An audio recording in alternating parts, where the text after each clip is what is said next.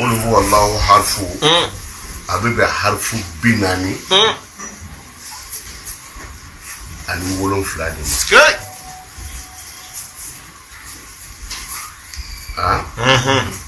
A B C D et F G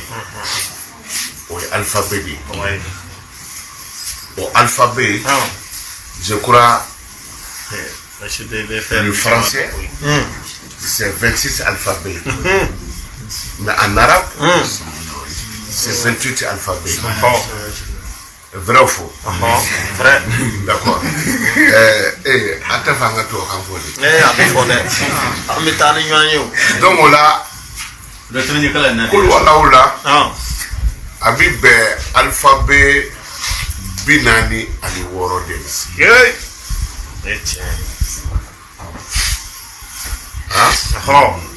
binani ngolo fla ba hatu fatia bibe binani ani harfu beno kul wala we harfu binani ani wolo fla wallahi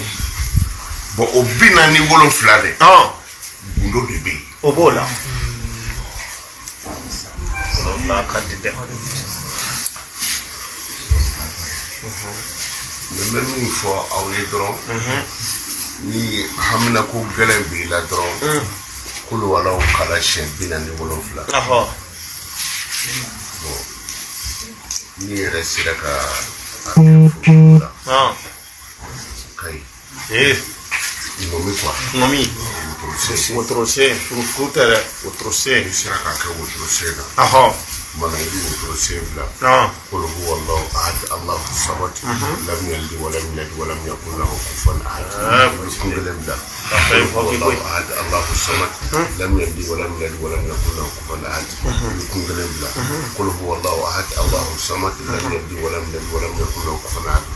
kungelem da wallahi surtout ni sundiga kuma ina ni ya kedro ka keni sundiga wati singata dislamo ma ko sundiga na ngramgo o du da kono kato da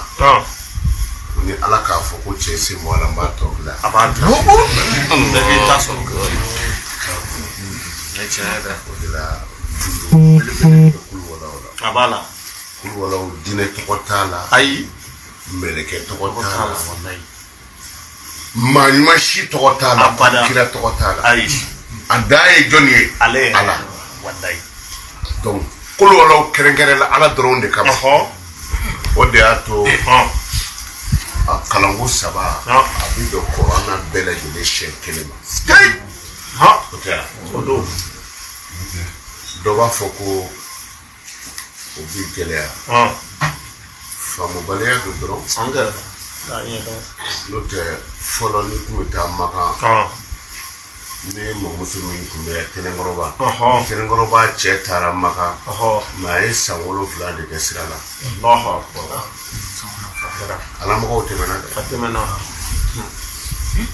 de la ni mami go horoma ko e galoi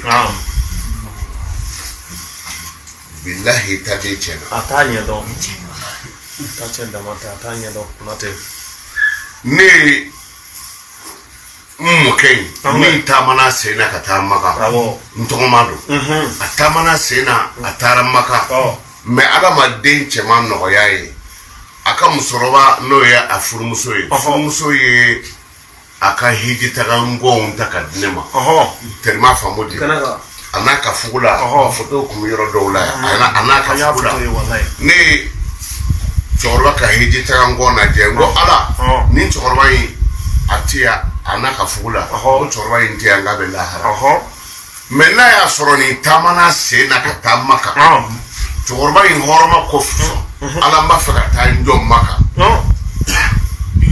beta glama ya kera ko wallahi ma balana alisaro horoma ko chendo de horoma ko chendo